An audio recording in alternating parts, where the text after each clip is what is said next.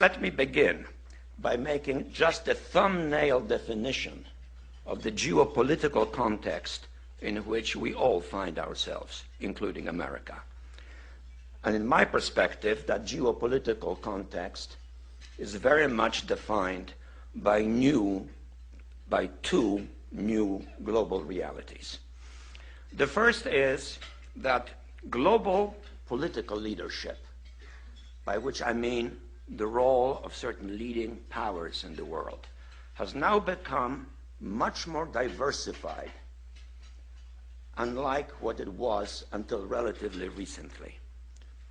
Relatively recently still, the world was dominated by the Atlantic world, as it had been for many centuries. It no longer is. Today, the rise of the Far East has created a new, but much more differentiated global leadership. One which, in a nutshell, involves, if one can hazard, an arbitrary list of the primary players in the world scene: the United States, clearly, maybe next to it, but maybe the European Union. I say maybe because it is not yet a political entity. Certainly, increasingly so, and visibly so, China.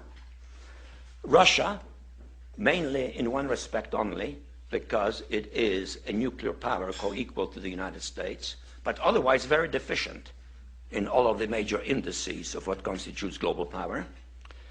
Behind Russia, perhaps individually, but to a much lesser extent, Germany, France, Great Britain, Japan, certainly, although it does not have a politically assertive posture. India is rising. And then in the background of that, we have the new entity of G20, a much more diversified global leadership, lacking internal unity, with many of its members in bilateral antagonisms. That makes the context much more complicated. The other major change in international affairs is that for the first time in all of human history, mankind is politically awakened. That's a total new reality.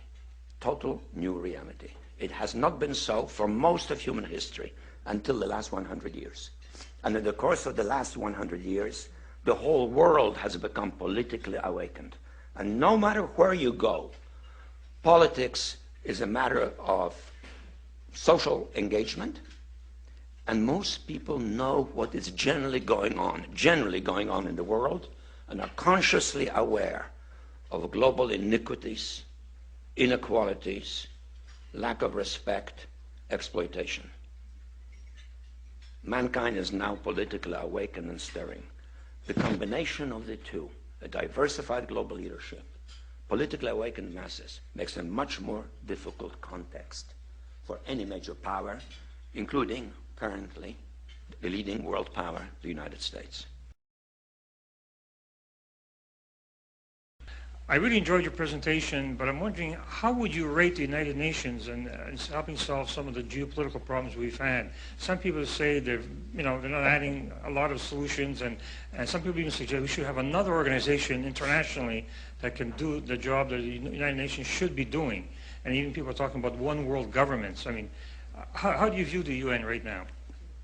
Well, there should be such an organization. The word should implies that there is a kind of moral imperative or need for it. But it doesn't exist. Why doesn't it exist? Because we don't have a situation in which there is a concentrated source of power that has universal reach. Not even America has that. So the United Nations functions well in areas in which it is possible to generate consensus. And that deals usually with elements pertaining to human suffering, or to well-being, or to health. For example, the Food Organization, the Health Organization, the relief agencies, or arbitration of conflicts of secondary importance, in which the international community can kind of endorse what the UN is doing. But the UN is not a world government. The UN, when it comes to politics, is based on a fiction, namely 190 states which are members, each of which is co-equal with the others, except for the 5 that have the veto right in the Security Council. So it is an organization which reflects the ongoing diversity of the world. And I think we have, as a consequence, we have to realize that real solutions to political problems, to political conflicts, come from those entities that have power and have the willingness or the ability to coalesce or get stymied in the process or even go into conflict. The UN can deal with areas regarding which there's a great deal of international consensus, like the ones I've mentioned. And that reality is going to continue for some time to come.